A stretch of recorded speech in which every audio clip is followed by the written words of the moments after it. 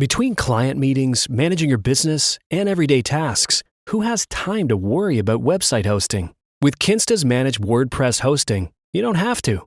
They handle the technical stuff, delivering lightning-fast load times, enterprise-grade security, and 24/7 365 human-only support. Simply switching to Kinsta could make your site up to 200% faster.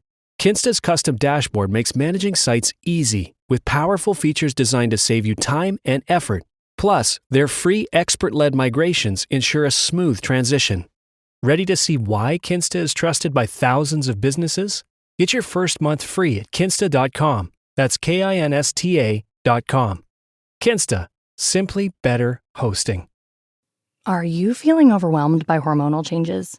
If you're a woman, you're not alone. With over 1,000 hormone disruptors in our environment, it's no wonder things can feel out of balance. On top of that, natural changes like PMS, menopause, and other life stages can leave you feeling tired, irritable, and trapped in a constant battle with your body. But here's the good news. You don't have to suffer through it. Hormone Harmony by Happy Mammoth is here to help. This herbal formula fine-tunes your hormones, balancing estrogen, testosterone, and even stress hormones like cortisol, which can contribute to weight gain, racing thoughts, poor sleep, and more. With over 40,000 five-star reviews and a bottle selling every 24 seconds, the results speak for themselves. Ready to feel like yourself again? For a limited time, get 15% off your first order at happymammoth.com using code NEXTCHAPTER at checkout. Visit happymammoth.com today and get your old self back naturally. Coming up on episode 324 of Wheel Bearings, we've got the Chevy Tahoe, the Volvo V60 Cross-Country, the Mercedes-Benz AMG GLS 63, the new BMW 5 Series, Rolls-Royce Spectre, Polestar Day, Store batteries, Volvo EX30, the Mille Miglia Warmup, and don't bedazzle your steering wheel. All that and more coming up next.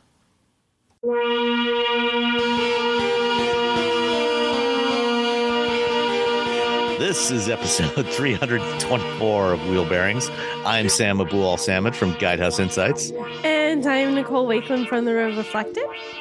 And Robbie is I think he's actually traveling today. He was visiting family, I think in Arizona or somewhere, and so he's not with us today. So it's just the two of us today. Sadly, Tanya was going to join us, but she is under the weather. So feel better, Tanya. Sorry to miss you, Tanya. Hope you feel better before you're supposed to fly out to California on Tuesday. So yeah, because the LA Auto Show is this week. It is, yeah. And for whatever that's worth at this point. Poor LA Auto Show. Well, it's like most other, at least North American auto shows. You know, some of the overseas shows seem to be making some progress and coming back. You know, the Japan Mobility Show was good. IAA in Munich was good. So we'll see what happens. Yeah, we're a little off kilter, I think, still here in the US. It was already a little bit going a little sideways before COVID, and I don't think it's found its footing post-COVID yet. Yeah. All right. Since you weren't here last week, yes. What have you been driving? Well, I had two cars to talk about that I drove over the last couple of weeks. So the first one is the Volvo V60 Cross-Country, which I think it's funny they call it a cross-country because really it's the Volvo V60 wagon. But nobody wants to say we have like a wagon in the U.S. There's also a V60 non-cross country. It's just a V60, right? But I feel like it's cross country. Like if you're not right, like lingo wise, you're like, what the heck does cross country mean? Like it means you jacked it up half an inch and put some matte black plastic wheel arch extensions on there, so it looks sort of SUV-ish. Sort of SUV-ish. That is exactly how to describe it. Sort of SUV-ish. So I actually really like Volvos, and we're going to talk about another one later on. So, but I like the cross country. I think it does a nice job. Like what I like about Volvo is they're very like, especially this one, and it's sort of an upscale luxury car, but it's not, in some ways I feel like it's not.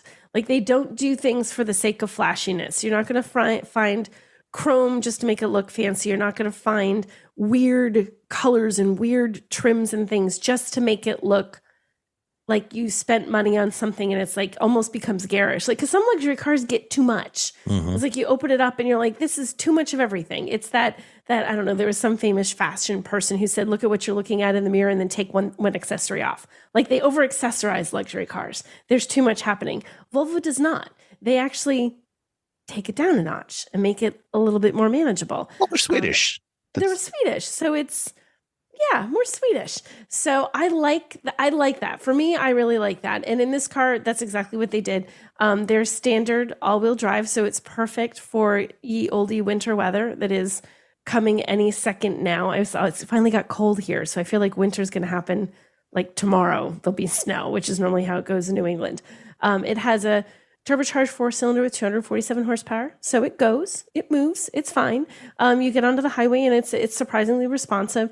And it has really good road manners. It's quiet. Like that's the part I feel like a luxury car has to nail. It has to be quiet, especially in, SUVs. It's trickier because they're giant toasters, they're giant blocks. So they're hard to keep all the wind noise and the road noise and all that kind of muted. In something that is a wagon or a sedan, it should be a little easier for them to do. And they do a great job. It's such a nice, comfortable car to drive. And what I really appreciated, the back seats, when you have a bench seat, they're generally relatively, depending on how nice the car is, sometimes they're flat as a pancake. There's like zero contour. Other times there's a little bit of fancy stitching, but they're not truly contoured. This one, the back seats on the outboard sides are truly like slightly contoured so that you feel like you're sitting, it's not like a bucket seat up front, but they're unbelievably comfortable. But you get some lateral support. Yeah, you get some lateral support, which is not common. Stitching and fanciness, sure, but this actually has lateral support, which you don't get in a lot of cars. Funny though, it's not like you're going to be taking corners at like 120 miles an hour in this, but still to have that little extra support if you're going on a road trip is something that I think is really nice. There's a 9-inch infotainment screen. There's an 11.2-inch digital instrument cluster. So it has that, everything digital dashboard that makes a car. I think when you don't have that anymore, I feel like it makes a car look dated. I know there's plenty of cars that don't have digital instrument clusters, but as that's becoming more and more and more common, when you get one that doesn't, it's like, oh, like you've stepped back like way farther in time than what you think. They feel dated. So in a luxury car, you should have that. The one I had Napa leather seats and there was wood trim. And one of my favorite things in a Volvo is when they have that Orfor's crystal gear shift. I love that. Like that's the one blingy thing in this Volvo, but it's not like it's like blingy and just tacky, like chrome. It's not ridiculously ostentatious, right? It's like, oh, I have a lovely crystal gear shift. Thank you very much. Like it's a crystal gear shift, but it still looks really nice. And I think because the rest of the car is very, like you said, very sort of muted, very Swedish, very refined and reserved in its luxury, having one little touch that's a little bit more bright and stands out. And I noticed, and I don't know that I noticed this before, if you look at the gear shift, it actually says Orfor's. Like you have to kind of look at the right angle. I've never noticed that before. Yeah, so you have to, so it's like, I don't think it's on top of it almost looks like it's in back. I can't tell where it is in the crystal gear shift, but if you sort of angle yourself just the right way, and it's very small, it's not like the size of the whole gear shift. I don't know, it looks like it's maybe the size of a quarter, if that. There it says Orfor's, so you can see it. You just have to look just the right way. So next time you sit down in a Volvo with one, you have to just like keep shifting in your seat until the light hits the gear shift, and then you can see that it tells you. But even that, we're not going to scream from the hills that this is a crystal gear shift. We're just going to like, oh, by the way, if you look at this the right way, this is in fact crystal, not a giant piece of plastic. So that's really pretty. And again, I like how it creates the vibe in there. And rear passengers, even like in this one, and I don't know if it's all of them. In the one I had it. You get your own climate control, and there's heated rear seats, which my daughter thought was like the best thing ever. And this was the fancier of the two trims. I had the Ultimate, and you know what? I just realized I didn't put pricing down on this. But I like, I feel like Volvo is a brand overall. I like Volvos. I think they do a good job of balancing being practical. This is a wagon. It's got room for 5 people. It's got plenty of cargo room. It's easy to drive, with being luxurious, with high quality materials, with a nice design, and with plenty of power. And I feel like the Volvo Cross-Country does that. So I'm a fan. Have you driven the Cross-Country? I have driven the Cross-Country. Did you have the plug-in hybrid, or was it just the gas engine? I just had the gas engine. Sorry, I had to think back. That was like 2 weeks ago. Yeah, the reason I ask is because in the past, all the Volvos I've had that had the crystal gear shift were always the plug-in hybrids. Wait, no, I take that back. I'm sorry. I'm remembering what's in my driver right now. It was the plug-in hybrid. I believe it was. Sorry, I take it back. It was. Sorry, I had to think. Was it?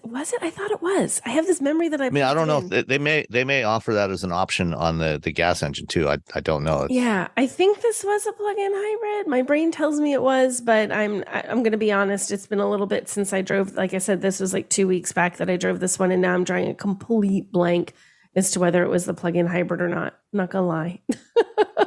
It's all right. Cool. So what else did you have? Well, I also had when I'm driving this week, and this one is in my driveway, and I don't have a Monroney for it, so I kind of sort of built it, so I kind of sort of know how much it cost. I have the 2024 Mercedes-Benz AMG GLS 63. It's a long title. So that is the fanciest of the GLSs. So you can get this.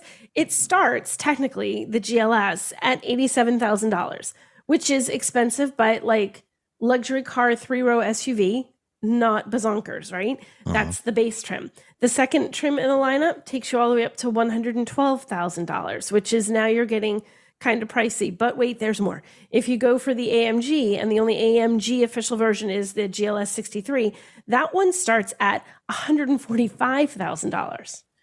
So now you're really getting up there. I tried to build the one I have, and I think when I looked at all the options, mine's probably running at around $160,000 as it sits in my driveway.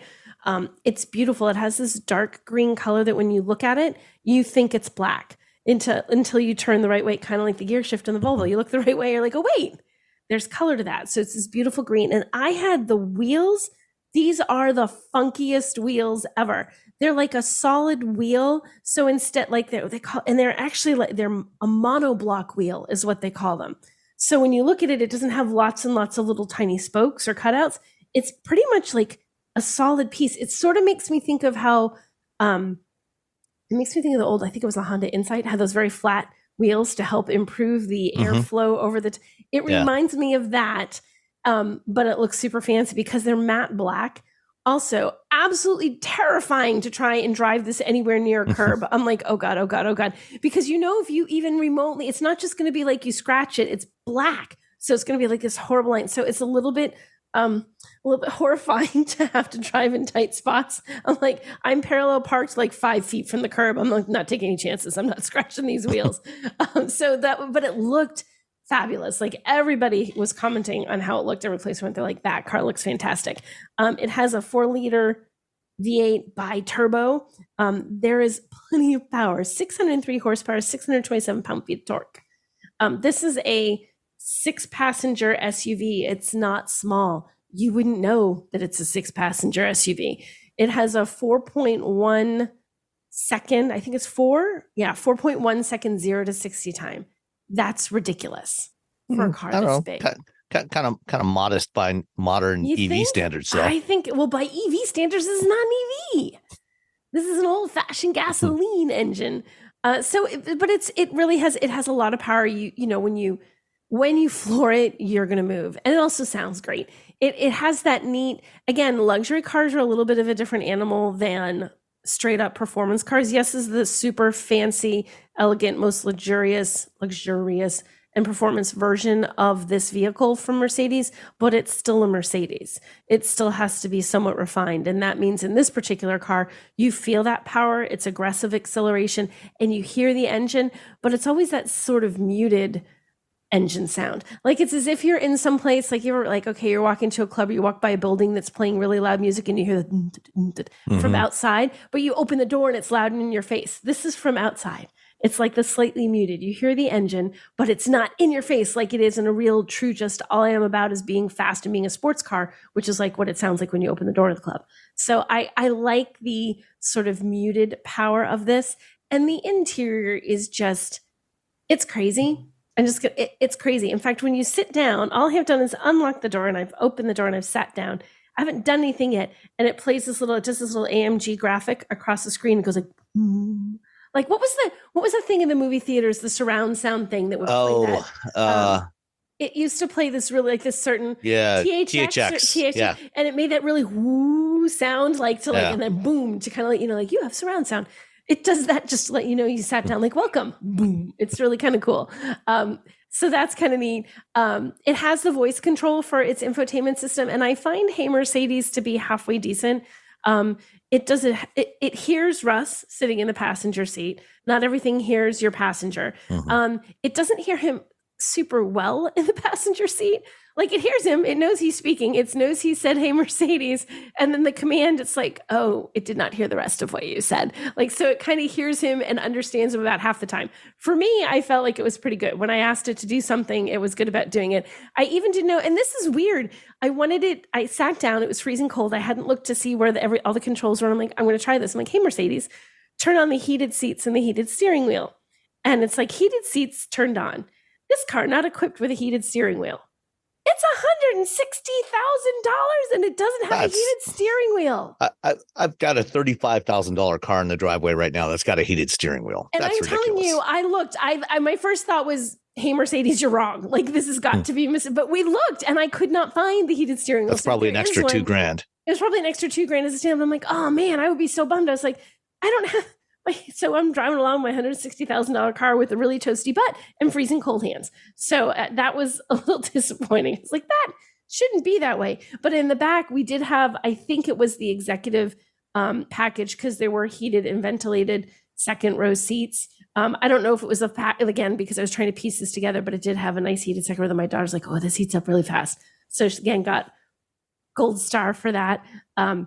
It's roomy, it's quiet. It has, the chrome trim on the, as you step into the car, it has a chrome trim on the tailgate. It has the fancy little puddle lights. So when you open up your car, there's a Mercedes TriStar shows on the ground. And it's lit up inside. Okay, I didn't change the colors, but it was this really dark, vibrant purple. And it goes all along the trim, but it's even on the center console. There are these two little sort of handles on either side. I don't know why the driver would suddenly need to grab on for dear life, but if you did, that's where you would grab on for dear life. And even that is outlined with lighting. So it's like purple lights everywhere when you sit down in the car. It looks beautiful, and I feel like it definitely has to. This is more, like we talked about the Volvo being kind of muted, sort of a reserve, and granted, far less expensive than this, but that's like a more reserved, refined, not in your face luxury. This is a little bit more traditional. Everything demands your attention. Everything says you spent a lot of money on this car. Hey, look at me. I'm rich. Yeah, exactly. This one screams, "Hey, look at me. I'm rich." The Volvo's like, "I might have some money, but I'm not garish. I'm not going to be crass. I'm not going to be, in your face about it." The Mercedes is like, "Yeah, right here, me, money." So, and if you want that, that's fine. I don't have a problem. If you want to spend $160,000 on an SUV and it makes you happy, then spend $160,000 on an SUV and be happy. So I like the Mercedes, except for the fact that it, to the best of my knowledge, does not have heated steering wheel, although it does have a heated and cooled cup holder. Well, but in the grand scheme, Sam, you want to maintain the temperature of whatever you're drinking. You're going to need the warm drink to keep your hands warm because your steering wheel doesn't have exactly. Yes, maybe that's the trade-off. Okay, you want to pick up that nice heated Yeti mug from your heated cup holder. Yes. Every time your hands get cold on that unheated steering wheel, just grab that stainless steel Yeti, warm up your fingers a little bit, have a drink, and then put it back down. Maybe that's it. That's the trade-off. Okay, now it all makes sense. Of course. Totally makes sense. So those are my two cars that I've had over the last couple of weeks, both of which I really like, in very different vehicles. And I'm always surprised or sort of, I don't know, I guess, rich people have kids too, but I just can never fathom like a car this nice. Generally, this is a family car. You're not buying this for just a couple. You could, but you're probably not. So you've got kids back there. And I look at all the pretty Napa leather and the suede and all the mechanical stuff that could easily get bits of non-mechanical stuff stuck into it. I'm thinking, I can't. Blobs of ketchup and mustard. And like the French fry that falls and then gets squished and becomes fry mush. It always those will blend real well with that Napa leather. Oh God! Eventually, when they mold and turn brown, no one will even know that they're there. They'll just blend right in with those seeds. Exactly. Yeah. That's the part that I'm like, gosh. But I guess if you have $160,000 to spend on a car this price, you probably are like, well, let's just go get it detailed again, honey. Yeah. I mean, you probably do that weekly anyway. Right. You have your weekly detail. They just take it, they clean it. You drive your other cars while it's being detailed. Or, somebody comes and picks it up from your office while you're at work. Oh, even more so. And gets it all cleaned up. And then, by the time you walk out of the office, it's back right where you left it. Perfect and shiny in your executive parking space where you left it that morning. Exactly. Yeah. So those are my vehicles for the last couple of weeks. Excellent. Well, I had something that kind of falls in between price-wise, but is probably actually bigger than both of them. And that is the 2023 Chevrolet Tahoe RST. And so this is kind of the high-end, most premium version of the Tahoe that I think it's the highest end version of the Tahoe. It's it's a high-end sort of sportier version. Not that, a Tahoe is ever really sporty, but it does actually kind of sound sporty because it's got a 6.2 liter V8 with quad exhaust tips, and it's got it definitely sounds like a high performance, small block V8. It almost sounds like something you would expect in a Camaro or a Corvette. It's got that classic small block growl, thunder, rumble to it. So there is that. But this is a big SUV, but not the biggest that Chevrolet makes, because they also have the Suburban, which is basically this with an extra foot of length on it. So the Tahoe, the one that I have, has the second row captain's chairs rather than the bench seat. So it's I'm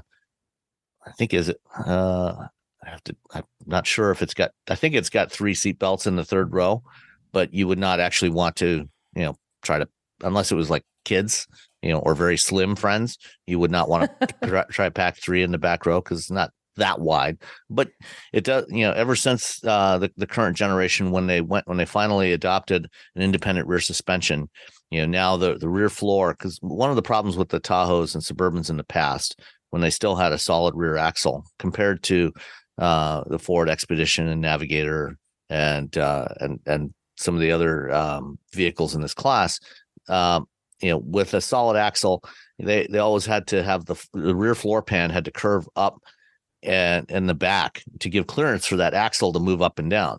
Mm-hmm. And so now the rear floor, stays lower all the way to the back tailgate, which means that when you're sitting in that third row, you're sitting in a much more comfortable, natural position. You're not sitting with your knees up in the air, above your hips. So you can sit in a more comfortable position. So that's good.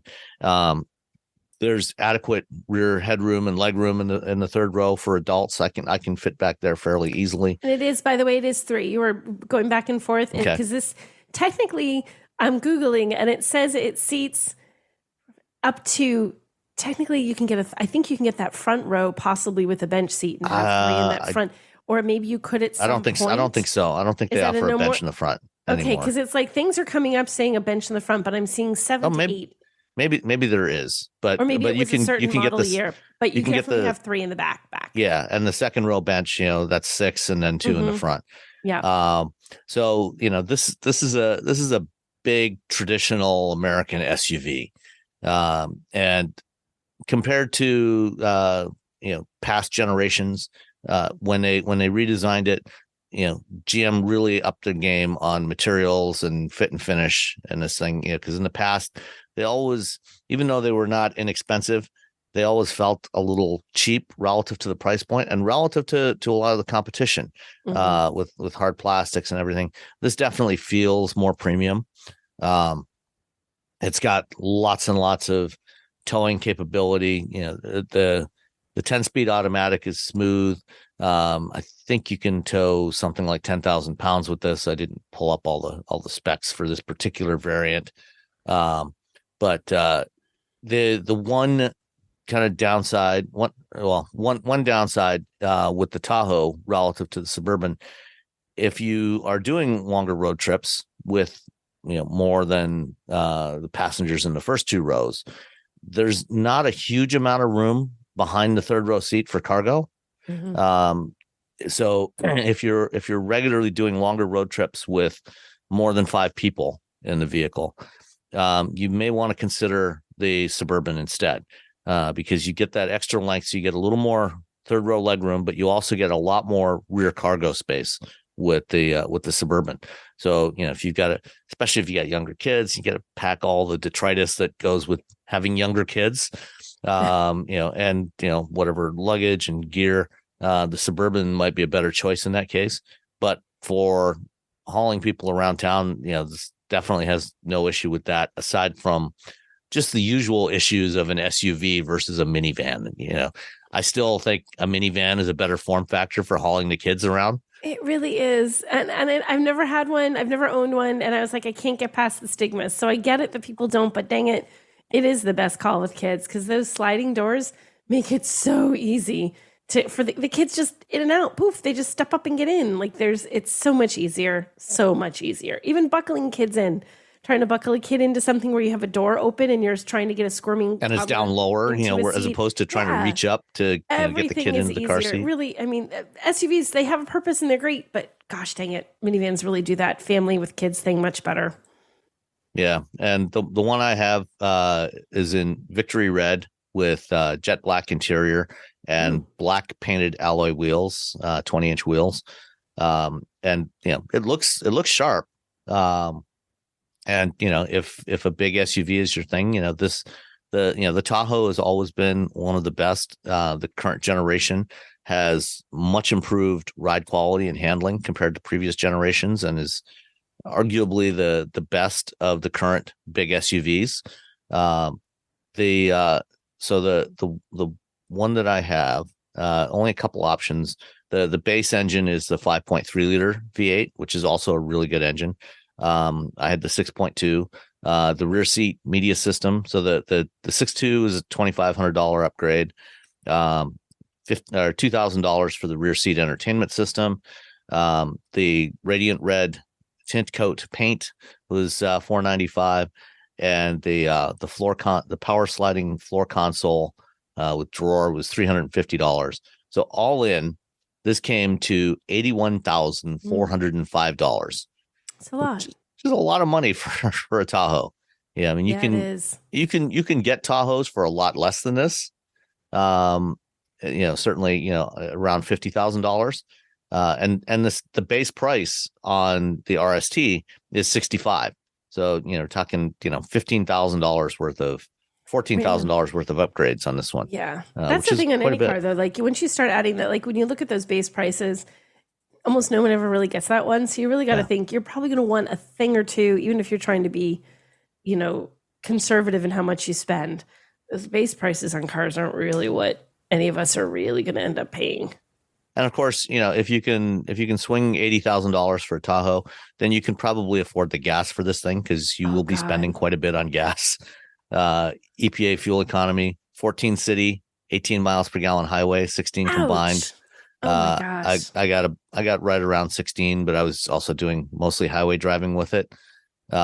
So it's not particularly fuel efficient. No, not especially. No. Yikes. That's a trade-off. You're paying for the performance and, the size, and, this does have wireless Android Auto and Apple CarPlay, and all of the driver assist features, including adaptive cruise control. No Super Cruise available yet, though. On the Tahoe, maybe next year, but right now you can't get that. I like the Tahoe. I think it's a solid vehicle for what it does.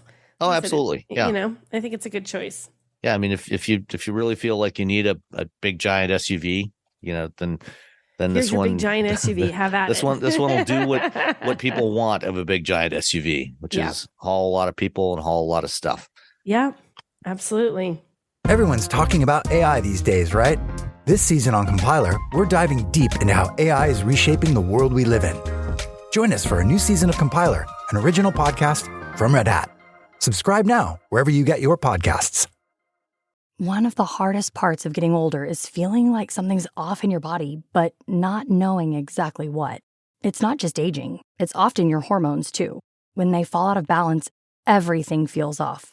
But here's the good news. This doesn't have to be the story of your next chapter. Hormone Harmony by Happy Mammoth is an herbal formula made with science-backed ingredients designed to fine-tune your hormones by balancing estrogen, testosterone, progesterone, and even stress hormones like cortisol. It helps with common issues such as hot flashes, poor sleep, low energy, bloating, and more. With over 40,000 reviews and a bottle sold every 24 seconds, the results speak for themselves. A survey found 86% of women lost weight, 77% saw an improved mood, and 100% felt like themselves again. Start your next chapter feeling balanced and in control. For a limited time, get 15% off your entire first order at happymammoth.com with code NEXTCHAPTER at checkout. Visit happymammoth.com today and get your old self back naturally. All you homeowners have unique needs. Some feel the need to paint their door a vibrant shade of blue. Others have the need to decorate their bathroom with fish, anchors, and other nautical items. And because each homeowner has unique needs, Geico helps you get the right coverage for your home and what's in it. That way, you get exactly what's right for you, even if your needs are unique. Get more with Geico.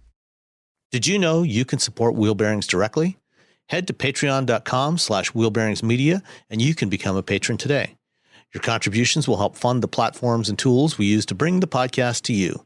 And exclusives and improvements are already on the way thanks to your generosity.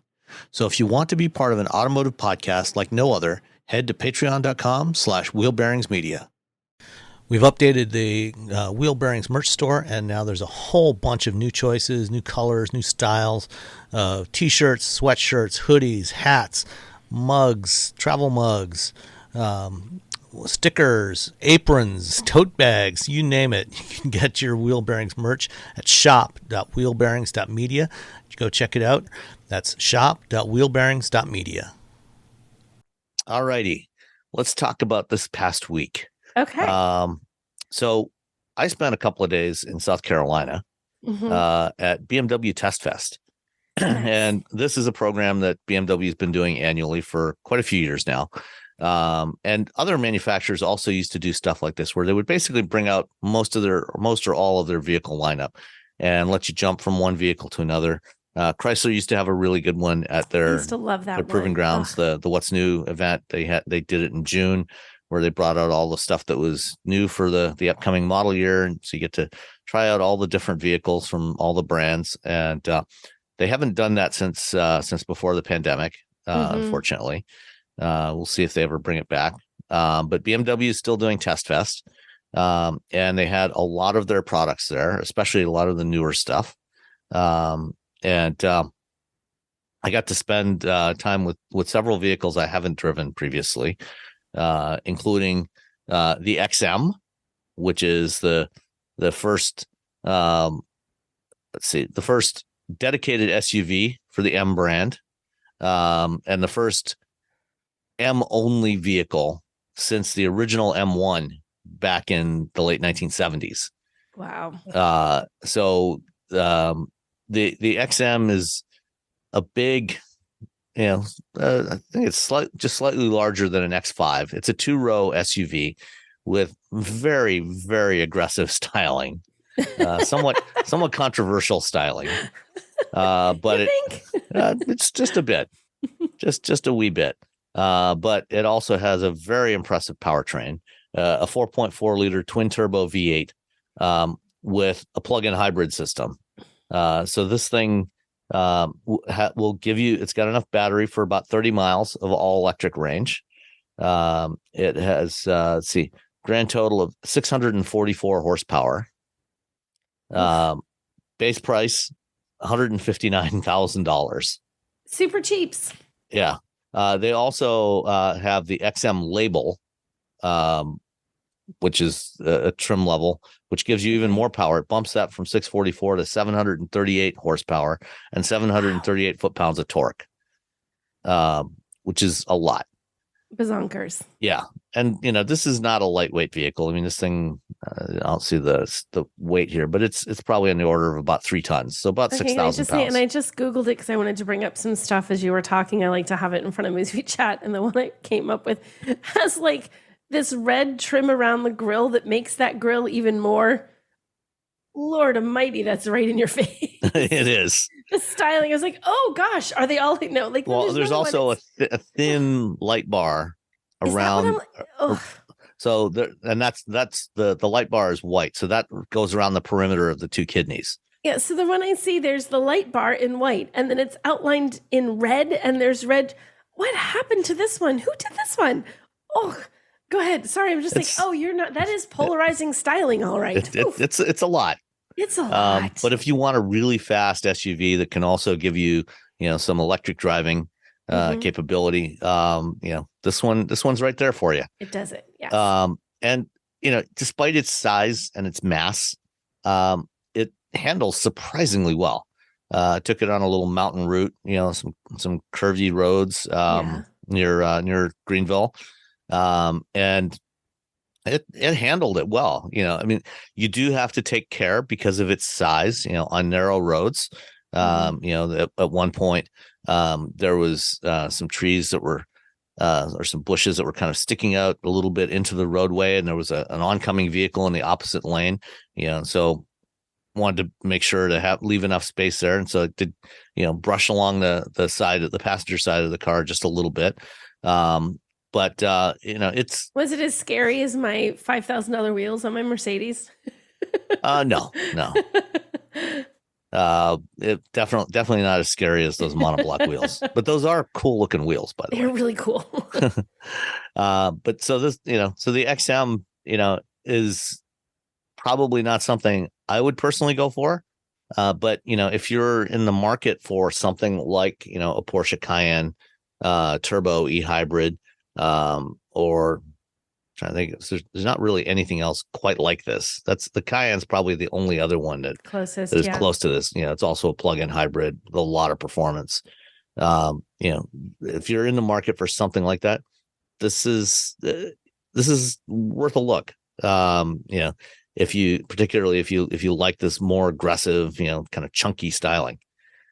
The car I was most interested in driving though was the new 5 Series. How was that? It was really, really good. I like the design of the new 5 Series. It does not have, it has a fairly large grille, but it's not a ginormous, Bucky the Beaver style twin kidneys on there like you have on the i4 and the 4 Series. Mm-hmm. So the 5 Series is more restrained in its design. I think it looks really sharp. And it is really, really good to drive. It handles really well. They had 3 different variants of the 5 Series available there. We had the 530i, which is, I think, going to be the base model here in the US. Mm-hmm. And then the i5 eDrive 40 and the i5 M60, which is the highest performance variant. And that version, the M60, has the same motor setup that you will find in the i7, the larger i7, and it will go. It's fast. It will go. It's got some serious power. I feel like that should be like a tagline. BMW, it will go. Like that. Nice short little tagline. It will go. No, it's got some juice, all right. And let me find it here real quick. The i5 M60, it was really fast, but I think personally, if I was actually buying a new 5 Series, I would actually go for the eDrive 40. So the M60 is a dual motor, all-wheel drive version. The eDrive 40 is single motor rear wheel drive. So similar to what we had on the i4, where we had the M50 and the eDrive 40. The M60 will go from 0 to 60. It's got 593 horsepower, goes 0 to 60 in 3.7 seconds, which it's more than sufficient. Speedy quick. Yeah. More than adequate. More than adequate for getting on the highway. The eDrive 40 is 335 horsepower, 5.7 seconds 0 to 60, which is still very, very quick. Still speedy quick. And yes. it is all the power you'll need. And you get more driving range with it. You may not be able to beat a Tesla Model 3 Performance, or Model S, in a drag race, but how often do you really do that? Yeah. If you want there's nice, someone who does that every day. This might not be the car for them, but otherwise, if you want a nice, upper mid-size luxury sedan, that is quick, handles really well. The only complaint I would have with the handling is maybe the steering feedback. The steering was a little light, even in sport mode. But it was precise. It went exactly where I pointed it, and it was still a lot of fun to drive this car. Yeah, I can see why. I have not driven it, so I'm a little bit jealous, but because I've not done Test Fest, so I've not been able to experience that. But I think that's fun. Well, hopefully you'll get a chance to get in one this week when you're in LA for the World Car Drives. Hopefully they'll have the World Car Drives. And I do want to say I have a list of all the vehicles coming up for the World Car Drives. And we're there from, it technically starts today. It's Sunday, Monday, Tuesday, Wednesday, I think. But because it's from people all over the world, you have people coming in. And it's a long time to get here if you're coming from, Saudi or something, so it's a couple of days to give everybody time to have time to drive and get their hands on all the cars. So I'll be driving tomorrow most of the day and Tuesday most of the day, and hopefully I'll have some time with some BMWs while I'm there. Yeah, just the overall design of this thing, I think it's a nice clean design, kind of gets back a little bit to some of the things that BMW's done in the past, not so outrageous, I guess, from a design standpoint. It's better balanced, roomy. The back seat is roomy as well. Good sized trunk in this thing. So I would probably go with the eDrive 40, just as same thing with the i4. The eDrive 40 starts at 66,800. The M60 starts at 84,100. And you can get like an M Sport appearance package on the eDrive 40. So you can mostly look like you're driving an M60 if that's your preference. That's what you want. Yeah. While still having the extra range and everything and lower cost of the eDrive 40. So there's that. One of the things that, that we also get to spend some time at the BMW Performance Center in Spartanburg, which is across the road from BMW's massive assembly plant in Spartanburg.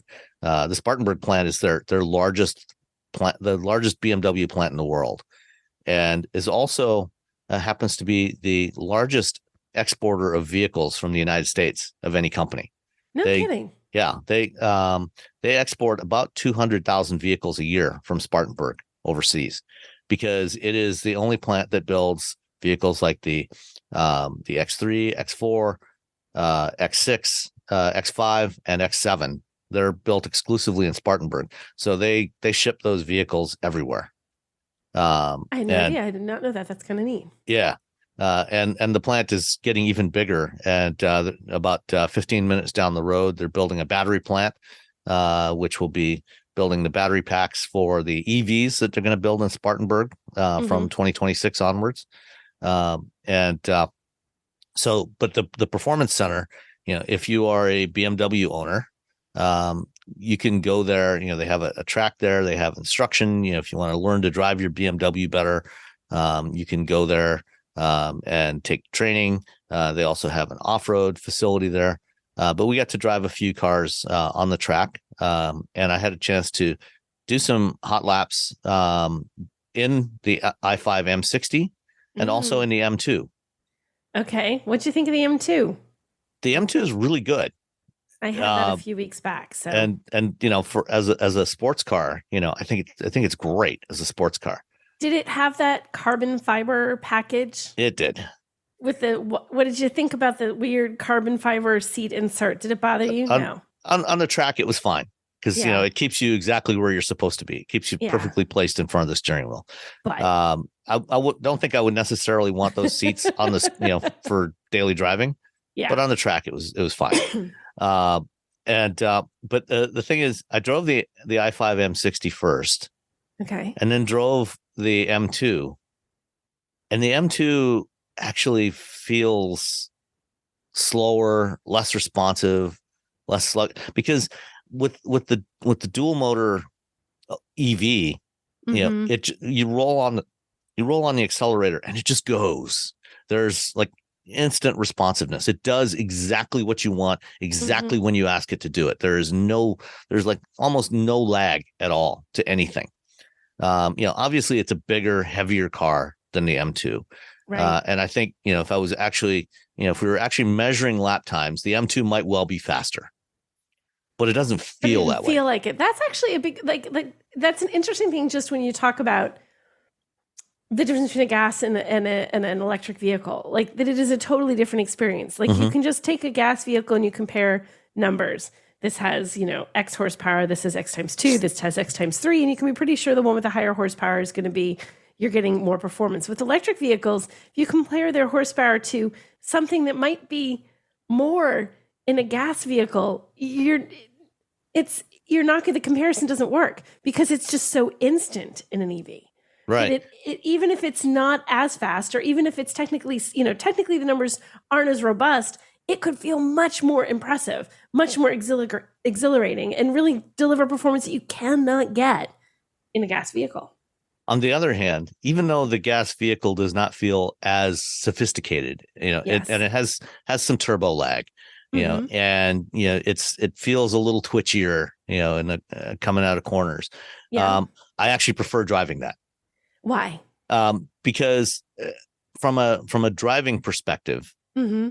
the i5 is almost too easy. Mm-hmm. There's no it doesn't feel like it requires any skill.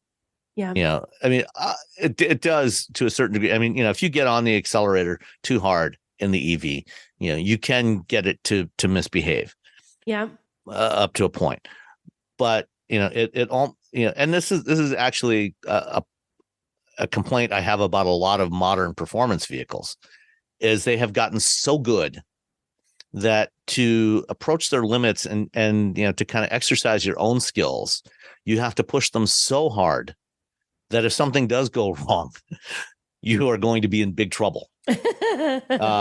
Whereas, the M2, I mean, it still has very high limits, Right. but there's things about its behavior. Like I said, there's a bit of turbo lag, and if you get on the gas, at the wrong time, you can get the back end to come around, and, and it can feel a little twitchy, and, but, then when you turn in, it doesn't necessarily turn in quite the same way, it doesn't feel as responsive.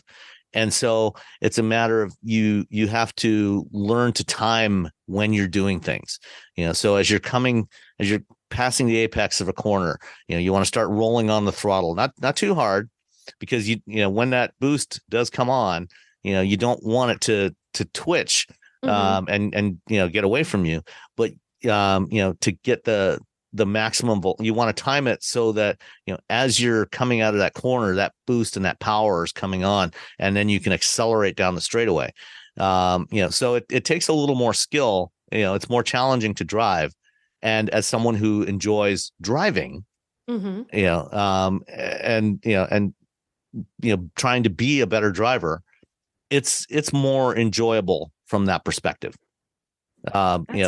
The i5 might well be, offer similar lap times, but it does it in a very, very different way.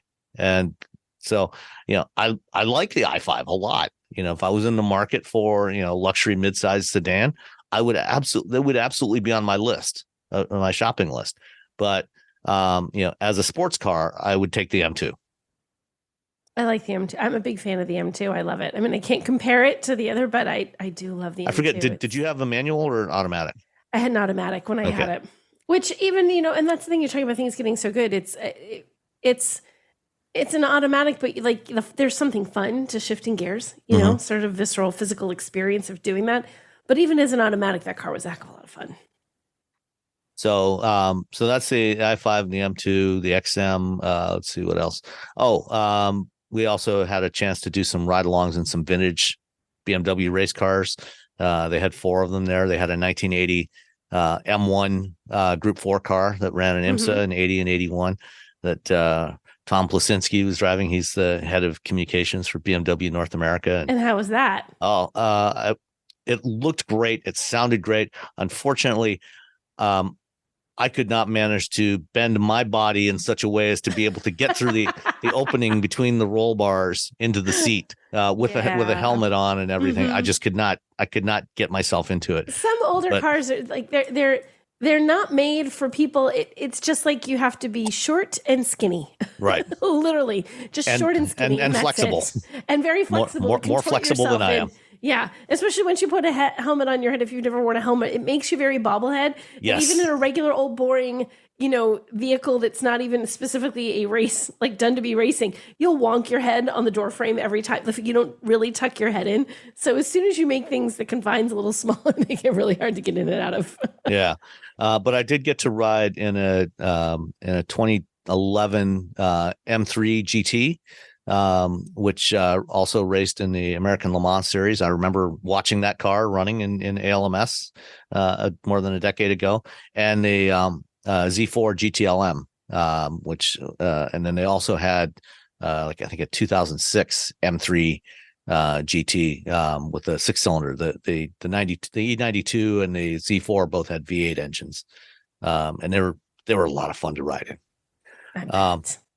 Then the last thing that I drove was car that is probably the most appropriately named car on the market today. Yes, the Rolls-Royce Spectre. I feel like the name, though, makes me immediately think there should be a villain going, as he drives away and blows up the building behind him. And I wouldn't be surprised if that was what that villain was driving. That is what it is. But, Spectre is a ghost, a phantom, that floats along silently. And that's what this car does. I mean, it is the first electric Rolls-Royce, battery electric Rolls-Royce. It has an absurd amount of power.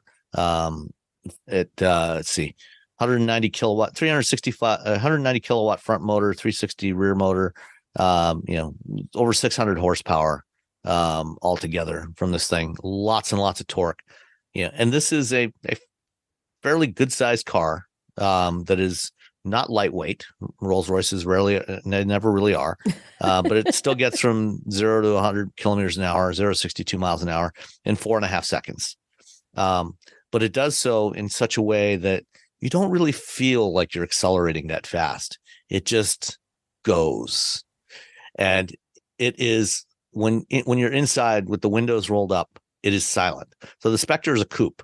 And I think it kind of replaces the, what was the previous coupe? The Dawn? No, the Dawn was the convertible, right? Yeah, I feel like Dawn was Dawn Spectre. Oh my gosh, I'm just trying to blank on my Rolls Royces. Yeah. Because I'm in them so often. Yeah, exactly. Once a year at best. Wait. The Phantom drop head coupe, I think. Or no, maybe, was something. No, that was a Phantom. There's the Spectre. Anyway, it replaces the previous gas engined coupe. Ghost? Yes. No, the Ghost is a sedan. Dang it! I got nothing. Okay, fine. Go ahead. Okay. That's all I got on the Rolls-Royce. It's a coupe with a big long hood, which seems like it could fit a V12, maybe a V16 engine in there, but it doesn't have that in there. But it's battery electric, and as with other Rolls-Royce coupes and convertibles of the last couple of decades, it's got rear hinged doors, so they open up. And the one that I had was in this fabulous green color. And I got about 30 minutes with this car, and it was amazing. I mean, when you're spending this kind of money on a car, you expect it to be the best of everything. Absolutely. So this thing had these plush, yellow carpets in there. The interior was sort of a gray with yellow accents, like almost school bus yellow accents, which looks pretty wild. It had the shooting star stuff that I've seen before in the Phantom, in the headliner of the Phantom. They had it in the door inserts and the side panels in the rear, as well as in the headliner of this thing.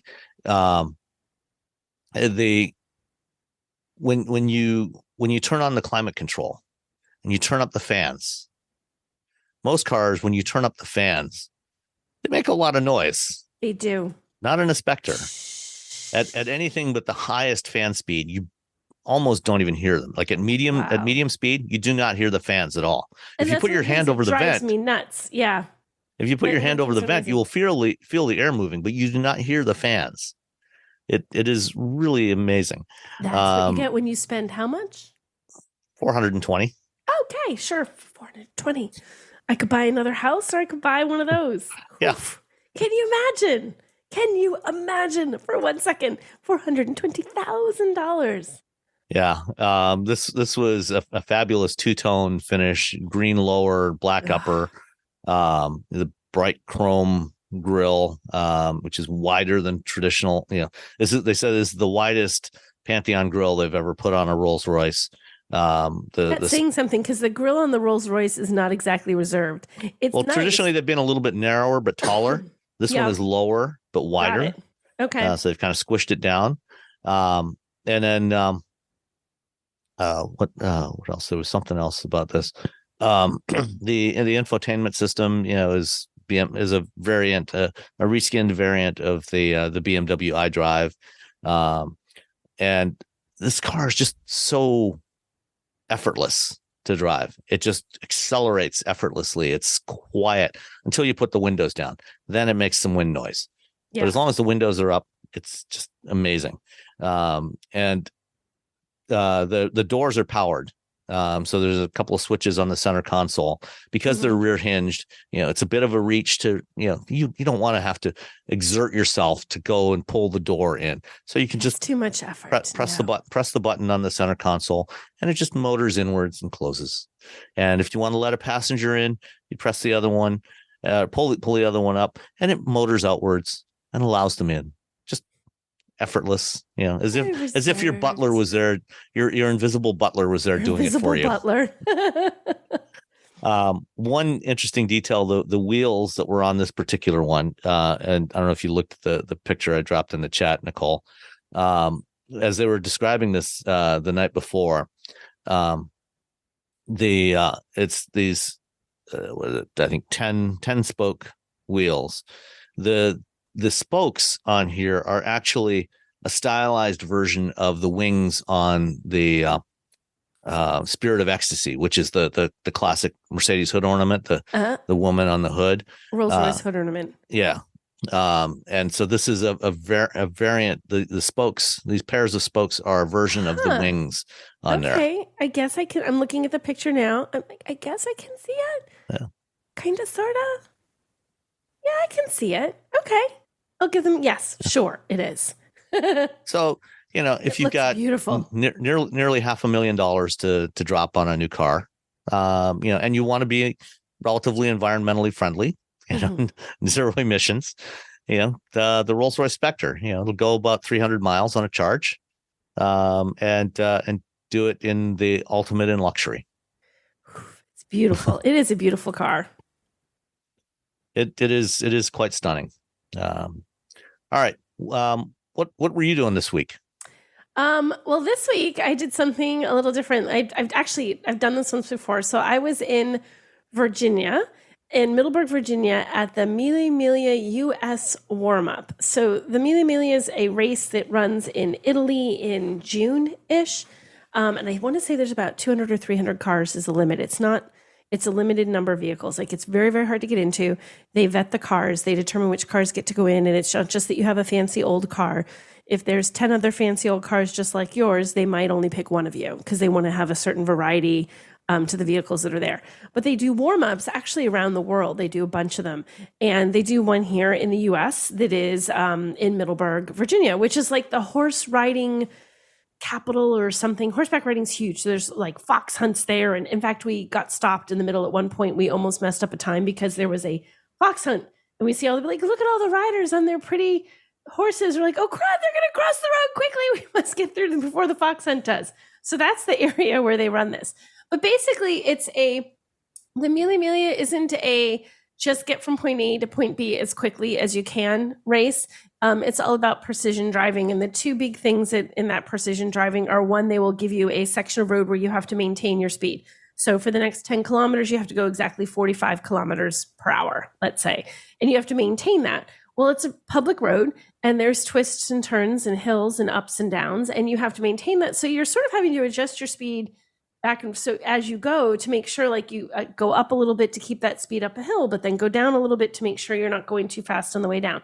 So that's one of the precision things. The other one is that there are, and this is, I think, is the harder part of it, but I guess it depends on your point of view. But you're driving, you know, the little pneumatic tubes that you drive over when you go into a gas station, it goes ping, ping.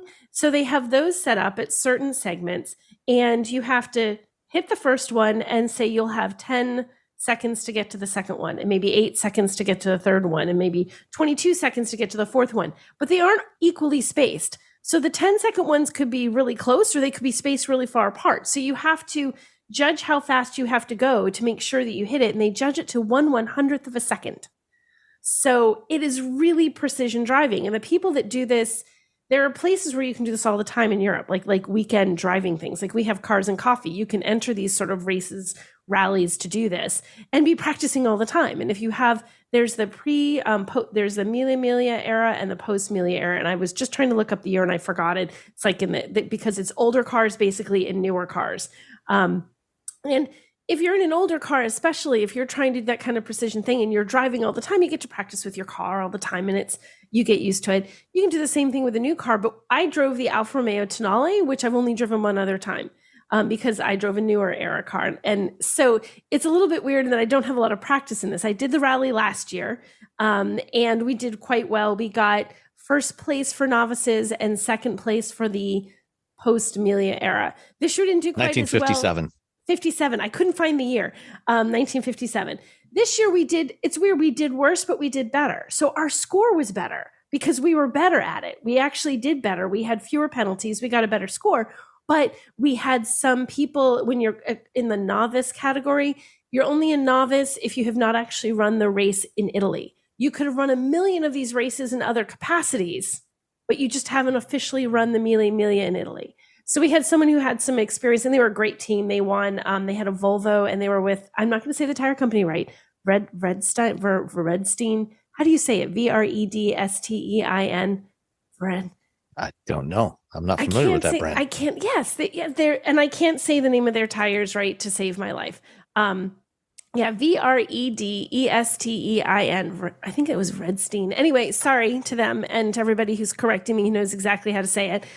It was their team. They won for the Dutch.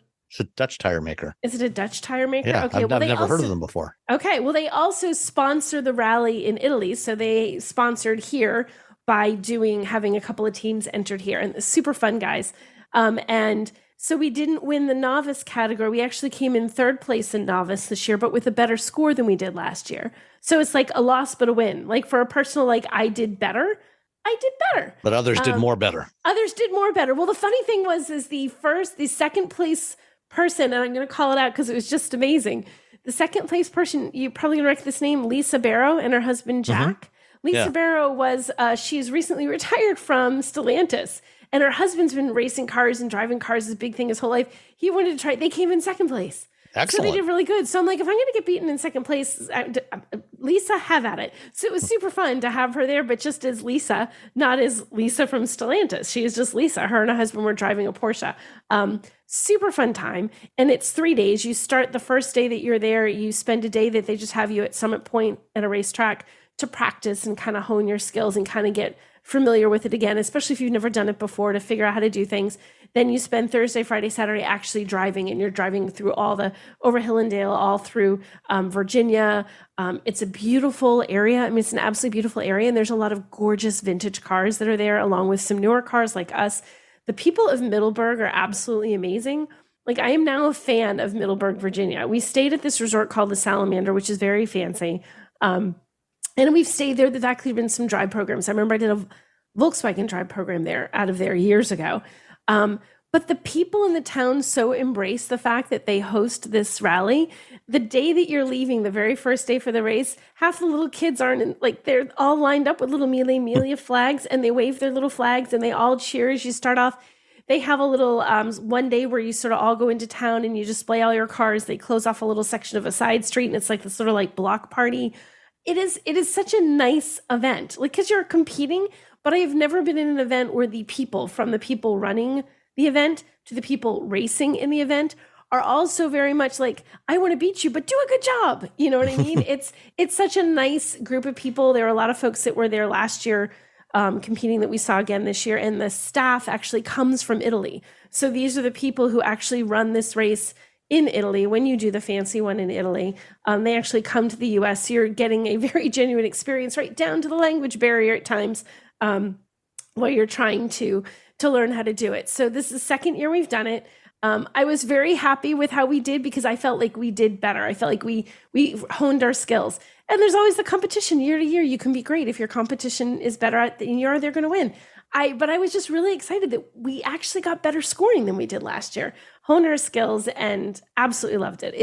It's such a fun event to attend. So big fan, and it was super fun to drive the Tonale in it. Last year, we drove a Stelvio, and we had that Montreal Verde is their color, which is this metallic green that's absolutely stunning. We're like, well, can we get that same color this year? Because everyone really liked it. So they gave us that one again. So super fun time, really appreciative of Alpha for giving us that car to do it and for sponsoring us to enter the rally.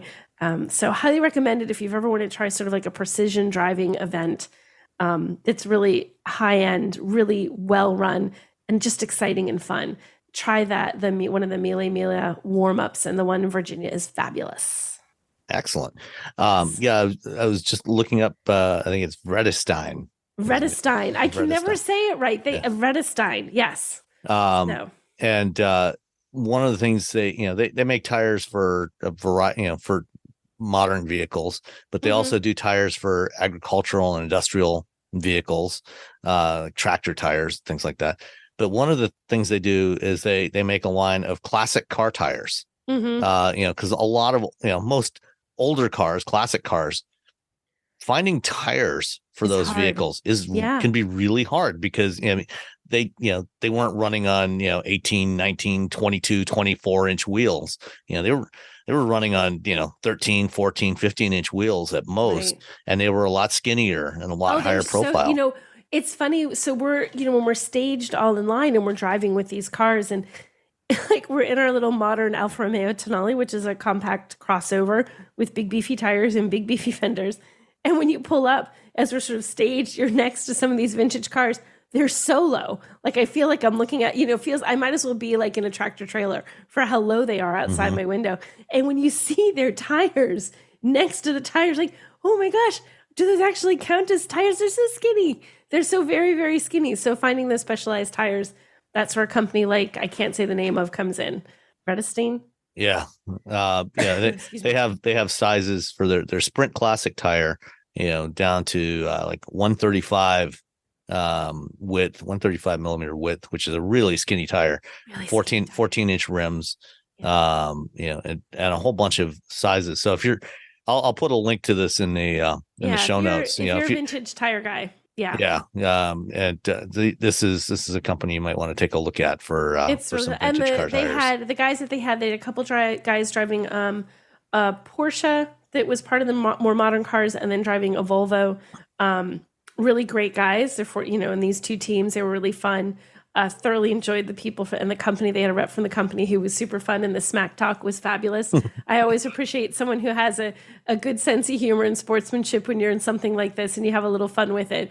But a great group of guys that they picked to drive their cars. And I'm really happy they won, because you like to see people that you always want the best person to win, yada, yada. But when the person that wins is someone you're like, yeah, I actually like that guy. It makes it even easier.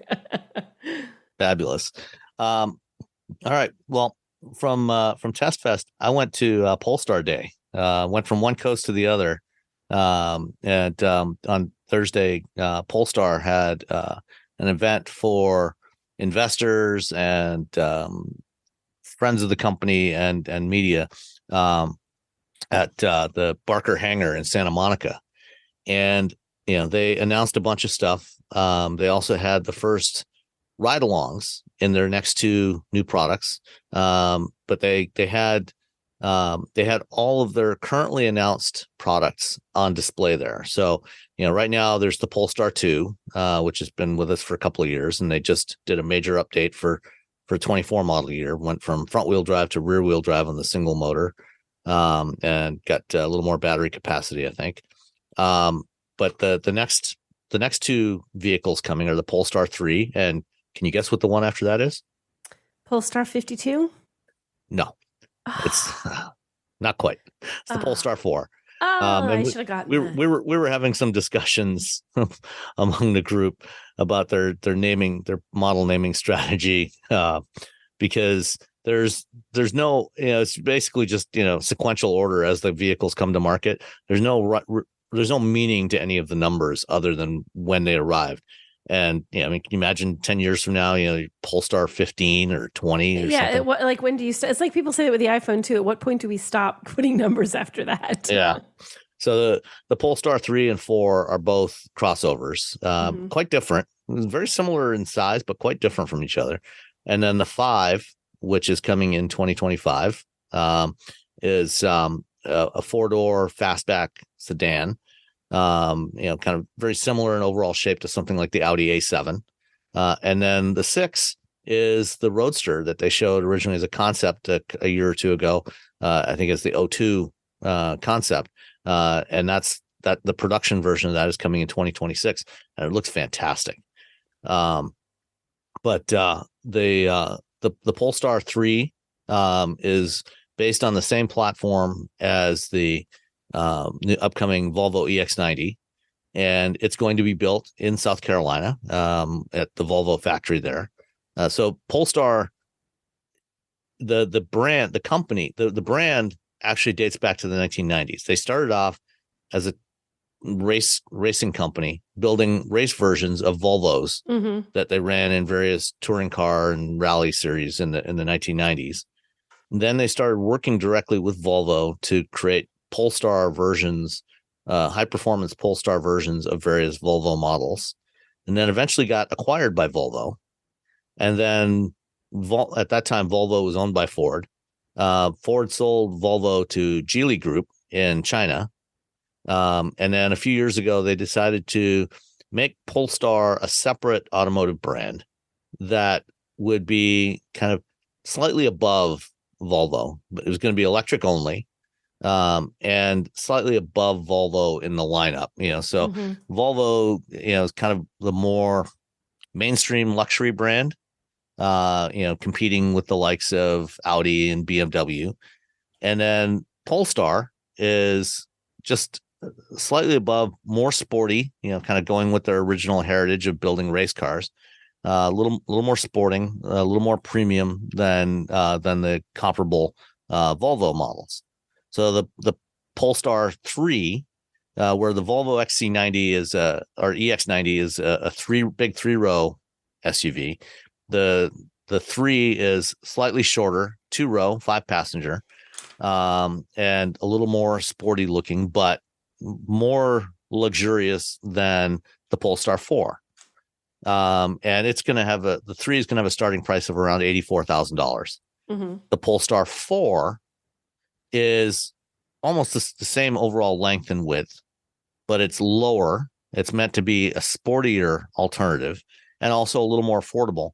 And it's going to have a starting price of somewhere around $60,000. They haven't announced final pricing yet, but it'll be somewhere around $60,000 starting price. And the 4 is initially going to be built at a Geely factory in China.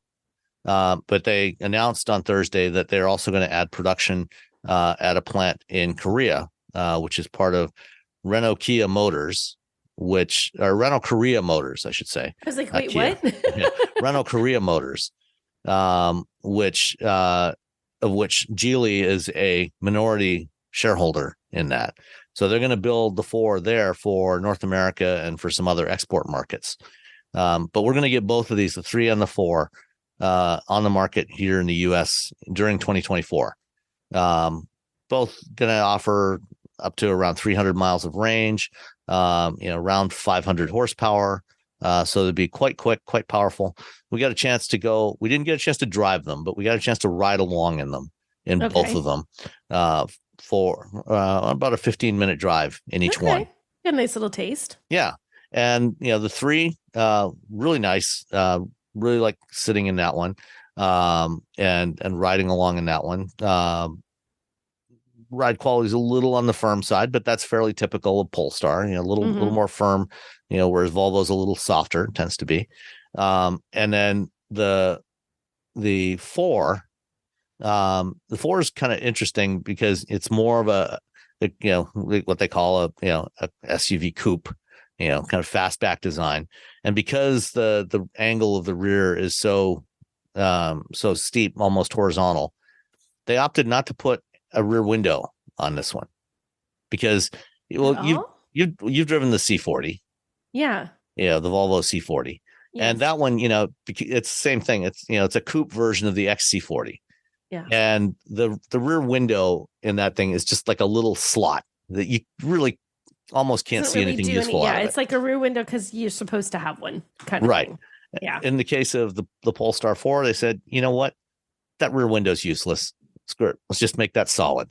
So we don't have to have a rear window? That's not a law? No, it's not required. I didn't know that until I was like, really? Okay. Yeah. I mean, if you think about, a lot of delivery vans, box vans, things like that, you go rent a U-Haul. There's no rear window in those. That's true. That's true. And there's also no requirement for an interior optical mirror. You just have to have them side mirrors. Do you have to have side mirrors? You have to have the side mirrors. You don't have to have the interior mirror. But what they're doing is they're doing the camera mirror system, like a lot of cars offer now. And so, you'll actually have a better view than if you had a window because the window would just be this little slot at most. What that allowed them to do by not having the rear glass, they moved the rear structure back a little bit. So if you're sitting in the rear seat, you actually have a lot of rear headroom in the rear seat, and the rear seat sits up a little higher than the front seats, kind of the stadium seating thing. So the seating position in the rear is very comfortable. My complaint, though, is because the roof line is a little bit lower than on the Polestar 3. The belt line is also very high. So I have the same complaint that I have in the Polestar 2, where you feel like you're sitting down in a tub, even in the back seat. And in the front seat, I sat in the front seat and, the belt line was at my shoulder height. And I have a long torso, and I still felt like I was sitting very low in this thing. Mm-hmm. So I'm going to have to spend more time with this thing. But overall, I mean, it's a good looking vehicle. Very nice interior. Although the ones we were in were still prototypes, so they weren't, the fit and finish was not to be judged, but we expect, it'll be up there, with what you expect of a premium vehicle. So the Polestar 3 and 4 coming next year. The year after we get the Polestar 5, and then the convertible, the Roadster, the 6, the year after that. And they announced various technology things. One of the things they had the team from an Israeli startup called Stordot Batteries, who are doing something really interesting with batteries. Their idea was to try to develop a battery that you can charge really, really fast. And therefore, if you can have, and their target was to be able to add 100 miles of range in 5 minutes. Wow. Which, they claim they can do. And, they said, if you can charge that fast, then you don't necessarily need to have, as enormous a range. So you can go with a smaller, lighter battery that's more affordable, makes the car more efficient, handle better, everything. Of course, doing that means you actually have to have charging infrastructure that can charge very fast and is reliable and is everywhere. And hopefully we'll get there eventually. But what's different about their battery is most EV batteries, the anode side of the battery. So you got a cathode and an anode. The anode side is usually coated with graphite. Mm-hmm. And so the lithium ions, when you charge the battery, the lithium ions go from the cathode through the electrolyte over to the anode side, and they get stored in the graphite. And then when you discharge, it goes back the other way, and the electrons go through the motor. Instead of most battery developers have been working on trying to use silicon instead of graphite.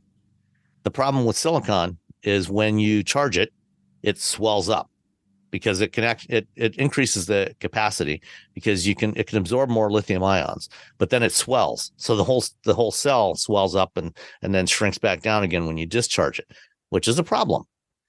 And so what these guys came up with was a way to, and so there's a lot of EV batteries already use silicon, but they usually limit it to about 10% and 90% graphite to limit the amount of swelling. These guys have come up with something that is using no graphite, just the silicon. And silicon is, sand, basically. So It's pretty readily available. What they did was they came up with this composite material that's sort of spongy, that they store the silicon in this spongy material. So what happens is as it absorbs the lithium ions and it starts to swell up, imagine the silicon embedded like in a sponge itself, and then it's contained that within a box.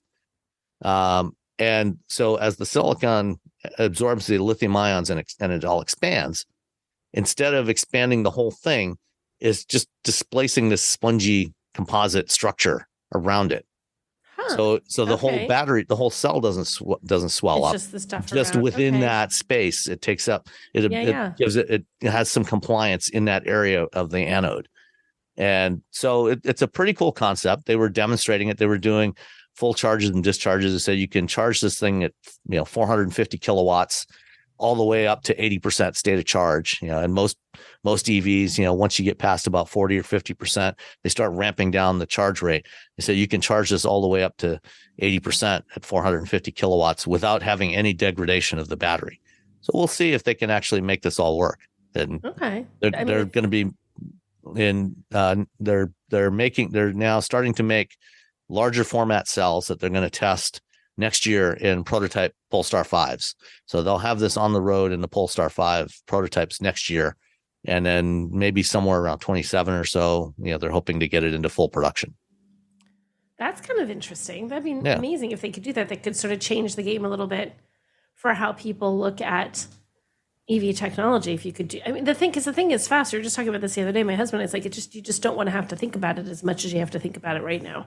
Yeah. You don't have to think about, because it's not just road trips, just around town even. You're like, well, do I have enough? If I'm driving around, if you're on a longer adventure in a day, that makes a difference. But if you knew it's like 5 minutes, boom. Yeah. If you can pop in for 5 minutes and get 100 miles of range. Yeah. Yeah. That's like pumping gas. Yeah, exactly. So hopefully by the time these come to full production, we'll have better charging infrastructure and we can actually support this. We'll see. That would be amazing. That would be very cool. So speaking of Volvo, you drove an electric Volvo too. I did. Of course, as you asked me that, I have to cough. Yes, I did drive an electric Volvo. So this is an all new Volvo, the Volvo EX30, which is the I was going to say plug-in hybrid because I'm on the wrong thing in my head. My head's on the wrong thing still. It's an electric vehicle, and it's new, and it's the first. This is the smallest. I think this is the smallest SUV that Volvo has ever done. And they did a first drive for it. It's sort of been. It was supposed to sort of be here already, and I think there's been a little bit delays and stuff. It's coming. You have not driven this at all yet, have you, Sam? No, I'll be driving one this week on Wednesday. I'll get to spend about an hour and a half with one. Okay, so we went. They actually took us out to, because I think they were basically trying to get NAC toy jurors behind the wheel of this. They took us out to Spain to drive this. And we had a good amount of time. They actually gave us more time than normal. I think they really wanted to make sure that we felt like we had enough time driving this. So we got a good couple of days driving this vehicle. So the EX30 is the smallest SUV that Volvo has ever built. So it's smaller. I think crossover. It really is crossover size. This isn't huge. And it's a big deal for them because they're trying to get a vehicle that checks a bunch of boxes, that it's more affordable, that it's smaller, so it's a little bit more city friendly, that it's an EV. And they're putting a really big focus on this one, and that they want it to be, and they've been doing this for a while, gradually in their vehicles. They're trying to really focus on sustainability. And they say a lot of that is because their customers are very focused on sustainability. Increasingly, people are looking at a vehicle and saying, I don't necessarily want leather seats. I want something that maybe gives me the comfort and the look and the texture and the feel and the versatility and the durability of that, but can we make it something that's more friendly? And do we need to use materials in our cars that are going to be difficult to recycle, or that require, the manufacturing processes require making new things as opposed to using recycled things? So there's a lot of really cool recycled materials in this. And they actually call them rooms. That's what they call their threes. They have 3 rooms. There was breeze, indigo, mist, and pine. So each has its own sort of. So is the whole car like just a giant, what is it? Oh, why can't I think of the name of those things? Those air freshener. Giant air freshener. Giant air freshener. That's all they did. It's just steel, plastic, and an air freshener. No. So they tried to sort of create a vibe within each one. In fact, but they use materials that are really kind of cool. So one of the things I loved on the dashboard, they have this thing. It's made from woven flax from the linseed plant. So you look at it, it kind of has like it has like a really rough sort of burlappy look to it, but it has the texture too. You feel it, but they've covered it and sealed it again so that it's durable. So it's going to stand up to the atmospheric stuff around you, the dirt, the grime, the occasional bits of rain and snow that end up in your car when you open your door. So they've used that, and it has a really neat texture, but it looks really cool. They also have in there some of the products. It's the waste product for making blue jeans. So you make blue jeans, you have waste products. Some people recycle that, but then there's these little teeny tiny fibers, almost looks like the lint from your dryer. They have managed to take that, and they have used that. They've used like recycled plastic bottles and all these really recycled things that give neat, really interesting looking interiors that don't even remotely look recycled. The only one that I wasn't super keen on, they have one pattern on the dashboard and I forget which one it's for, but what it looks like, it's a speckled pattern, and all I could think of was linoleum from the floor, like when you were in grade school, because it has this sort of speckly kind of thing. Mm-hmm. Some people absolutely loved it, but they really tried to make the interior of this car it's very unique and very attractive without using, again, it's still Volvo-y.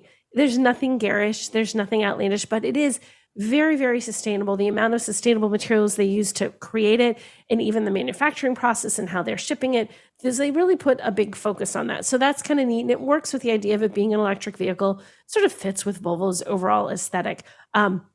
Driving it, we did a lot of city driving and a lot of twisty, turny little European roads in Spain, and it handles really nicely.